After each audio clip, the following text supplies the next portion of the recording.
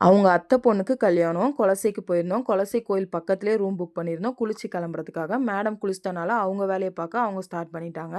இந்த கேப்ல நாங்க 2 பேரும் குளிச்சு கிளம்பிட்டோம். தை மாசம் முதல் முகூர்த்தங்கிறனால சரியான கூட்டம். நெறைய கல்யாணம் நடந்துச்சு குலசை முத்தாரம்மன் கோயில்ல. இந்த கேப்ல நாங்க போய் எங்க வயித்த ஃபில் பண்ணிட்டு வந்துட்டோம். கல்யாணங்கிறது 2 விதமா நடக்குது. ஒரு குறிப்பிட்ட அளவு தொகைய செலுத்தி ரிஜிஸ்டர் டோக்கன் வாங்குனா சன்னதி உள்ள மேரேஜ் நடக்குது. அது பண்ணாதவங்க வெளியவே சாமி நின்னு கும்பிட்டு மேரேஜ் பண்ணிட்டு கிளம்பிர்றாங்க.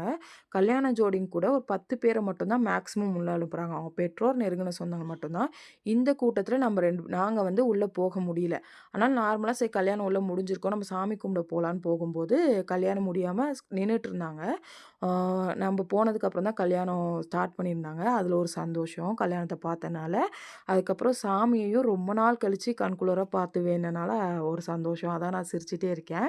ஏன்னா எப்போ போனாலும் ஒண்ணு சன்னதி மூடியிருக்கும். இல்லன்னா கூட்டமா இருக்குன்னு உள்ள போக முடியாது.